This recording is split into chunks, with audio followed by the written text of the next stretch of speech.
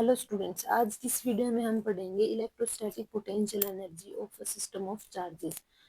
इसके लिए सबसे पहले हम सिस्टम ऑफ 2 पॉइंट चार्जेस की पोटेंशियल एनर्जी पढ़ेंगे। हम मान लेते हैं कि हमारे पास एक पॉइंट चार्ज Q1 है जो P1 पोजीशन के ऊपर रखा हुआ है और इसकी जो पोजीशन वेक्टर है वो वेक्टर R1 है। इधर कोई पॉइंट P1 है जिसके ऊपर ये चार्ज Q1 रखा हुआ है और जो पोजीशन वेक्टर है वो इसका हमने वेक्टर R1 ले लिया। दूसरा कोई पॉइंट चार्ज है जो इंफिनिटी के ऊपर Q2 रखा हुआ है। इसके बाद इसके अंदर हम मान लेते हैं कि जो P2 हम इसको इधर से उठा करके किसी पॉइंट पर लेकर आते हैं इंफिनिटी से और इस पॉइंट का नाम P2 है और इसका पोजीशन वेक्टर R2 है और ये जो चार्ज है ये इधर ले आते हैं। अब इनके बीच की जो डिस्टेंस है वो हम ले लेते हैं वेक्टर R1 2, यानी कि इन दोनों का रिजल्टेंट। अब जो इलेक्ट्रोस्टैटिक पोटेंशियल है हमारे पास at P2, electrostatic potential at P2 due to Q1 at P1 is P1 point के ऊपर हमारे पास जो चार्ज Q1 रखा हुआ है उसका हमें इलेक्ट्रोस्टैटिक पोटेंशियल निकालना है P2 पॉइंट के ऊपर। तो वो हमारे पास इक्वल होगा, इलेक्ट्रोस्टैटिक पोटेंशियल का फॉर्मूला था 1/4πε0 Q डिवाइड बाई R। इधर जो चार्ज है वो हमारा Q1 है और जो डिस्टेंस है वो R12 है। अब जो वर्क डन है Q2 चार्ज को जब हम इंफिनिटी से इस पॉइंट P पर लेकर आए हैं तो हमने जो वर्क डन किया है वो हमारा इक्वल होगा पोटेंशियल मल्टीप्लाई चार्ज। तो जो पोटेंशियल है वो है हमारे पास 1/4πε0 R12 Q1 मल्टीप्लाई जो चार्ज है, तो हम Q2 चार्ज को उठा करके लेकर आए हैं तो इधर हो जाएगा Q2। अब जो पोटेंशियल एनर्जी होती है वो हमारी वर्क डन के ही इक्वल होती है, तो जो U होगा वो हमारा W के इक्वल होगा। तो U is equal to Q1 Q2 divide by 4πε0 R1 2। उसके बाद है, अब हम निकालेंगे electrostatic potential energy of a system of n point charges. n point charges के लिए पोटेंशियल एनर्जी निकालेंगे तो मान लेते हैं कि जो total amount of work done है, जितने भी हमारे पास चार्ज हैं उनको किसी फिक्स पोजीशन पर इन्फिनिटी से लेकर आने के लिए वो सब इक्वली हमारे पास एनर्जी का यूज करेंगे। अगर हमारे पास मान लीजिए सिर्फ एक चार्ज Q1 है जिसकी पोजीशन हमने P1 वेक्टर R1 ले रखी है, तो ये जो चार्ज जिस पोजीशन पर है ये उसी पर रहेगा, तो इसको लेकर आने के लिए हमें कोई वर्क डन नहीं करना पड़ेगा क्योंकि जो बाकी के और चार्जेस हैं वो अभी भी इंफिनिटी पे हैं, यानी कि वहां पर उनके पास कोई भी ऐसा फील्ड नहीं है जो इसके अंदर इंटरफेयर करेगा। तो जो वर्क डन होगा हमारे पास फर्स्ट चार्ज के लिए वो W1 इज इक्वल टू 0 होगा।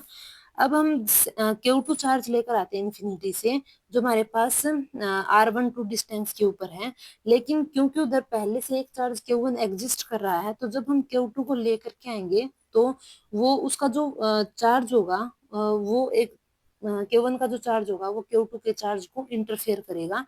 तो वहां पर हमें कुछ वर्क डन अपनी तरफ से करना पड़ेगा जो हमारे पास होगा W2 is equal to potential due to Q1 multiply Q2।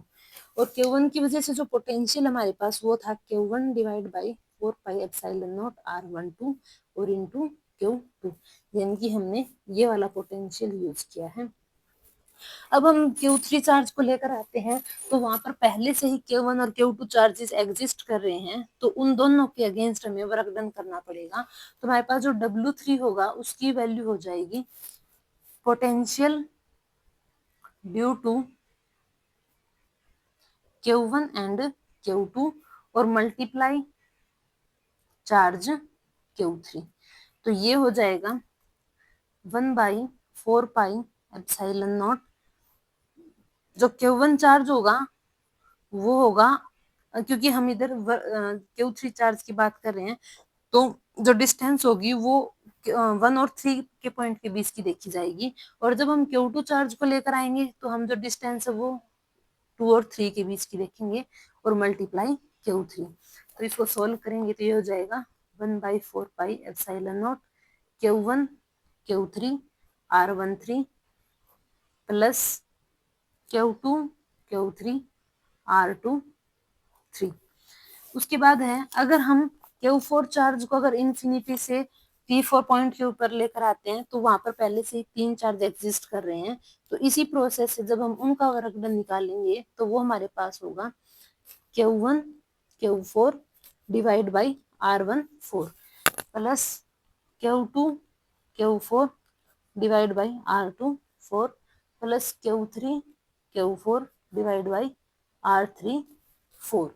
अब हमारे पास जो टोटल वर्क डन है वो मान लेते हैं कि W है, तो वो इन सभी वर्क डन का सम होगा W1 plus W2 plus W3 plus W4। और क्योंकि जो टोटल वर्क डन होता है वही हमारे पास पोटेंशियल एनर्जी होता है, इसलिए वही वैल्यू हमारे पास U की होगी। अब इसके अंदर है जो W1 है उसकी वैल्यू हमारे पास 0 है, प्लस W2 की जो वैल्यू है वो है Q1 Q2 divide by 4πε0 R12 plus W3 की वैल्यू होगी Q1 Q3 R13 plus Q2 Q3 R23 plus W4 की वैल्यू होगी 1/4πε0 Q1 Q4 R14 plus Q2 Q4 R24 plus Q3 Q4 R34। अब इसमें से हम कॉमन निकाल लेते हैं, तो हमारे पास 1/4πε0 कॉमन आ जाएगा, और बाकी की जितनी भी टर्म है उसको हम एज इट इज अंदर रहने देंगे। अब ऐसी जो इलेक्ट्रोस्टैटिक पोटेंशियल एनर्जी हमारे पास n पॉइंट चार्जेस की, वो हो जाएगी 1/4πε0, जितना भी हमारे पास जितने भी पेयर बने हैं उन सभी पेयर को हम ले लेंगे समेशन में, और हमारे पास इनकी वैल्यू हो जाएगी QJ डिवाइड बाई RJ। हम इसको ऐसे ले सकते हैं, जैसे जब हमारे पास इधर 1 2 था तो जो R था उसके साथ हमने 1 2 का यूज किया, फिर 1 3 चार्ज के लिए 1 3 डिस्टेंस, 2 3 चार्ज के लिए 2 3 डिस्टेंस, 1 4 चार्ज के लिए 1 4 डिस्टेंस, 2 4 चार्ज के लिए 2 4 डिस्टेंस, और 3 4 चार्ज के लिए 3 4 डिस्टेंस। तो J के चार्ज के लिए J के डिस्टेंस। ओके, हमने जो 1 था उसके साथ हमने J ले लिया, और जो दूसरा चार्ज था उसके साथ हमने K ले लिया। अभी हमने इधर J और K इसलिए लिए हैं कि हर बार हमारे पास जो चार्जेस हैं वो अलग अलग हैं। पहले हमारे पास 1 और 2 चार्जेस थे, फिर 1 और 3 चार्जेस हो गए, फिर 2 3 चार्जेस हो गए, फिर 1 4 चार्जेस हो गए। तो हर बार चार्जेस चेंज हो रहे हैं, इसलिए हमने इधर QJ और QK ले लिए। अब जब हम इस समेशन के अंदर हमें केवल एक ही टर्म रखनी है हर एक पेयर में से, तो इसलिए जो हमारा जो एक्सप्रेशन होगा उसको हम लिख सकते हैं 1/2 समेशन J की जो वैल्यू है वो 1 से स्टार्ट हो रही है, ठीक है, तो J इज इक्वल टू 1 और n पर जाकर खत्म हो रही है, क्योंकि हम system of n point charges के लिए निकाल रहे हैं।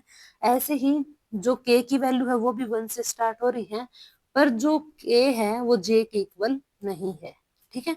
यानी कि अगर इधर J1 है तो K हमारा 2 है, अगर इधर J1 है Q3 हो गया, फिर J2 है तो Q3 हो गया, इनकी दोनों चेंज हो रहे हैं, तो दोनों आपस में इक्वल नहीं है। लेकिन जो K है उसकी वैल्यू भी 1 से स्टार्ट हो रही है और n तक जा रही है, और इधर हम लिख देंगे 1/4πε0 QJ QK divide by RJ K। अब इधर हमने जो हाफ फैक्टर है वो इसलिए लिया है क्योंकि ये जो हमने जो हर एक जो चार्ज का पेयर उसको हमने 2 बार काउंट किया है। जैसे Q1 2 बार काउंट हो गया, फिर Q2 2 बार काउंट हो गया, ऐसे ही जो Q3 है वो Q3 के साथ काउंट हो गया, Q4 आपस में काउंट हो गए। तो ऐसे हमने हर एक जो पेयर उसको हमने 2 बार काउंट किया, तो अगर हम उसको 2 से डिवाइड कर देंगे तो हमारे पास जो सिंगल चार्ज के लिए समेशन आ जाएगा। जब हमारे पास J1 है तो K 2 है, और जब J2 है तो हमारे पास K 1 है, इसलिए हम जितना भी कंट्रीब्यूशन है हर एक पेयर का वो इक्वल मानकर चलेंगे। तो इसलिए ये जो टर्म होगी इसको हम लिख सकते हैं u is equal to 1/2 summation j is equal to 1 to n Q J, और summation k is equal to 1 to n j not equal to k 1/4 pi epsilon naught Q K R J के।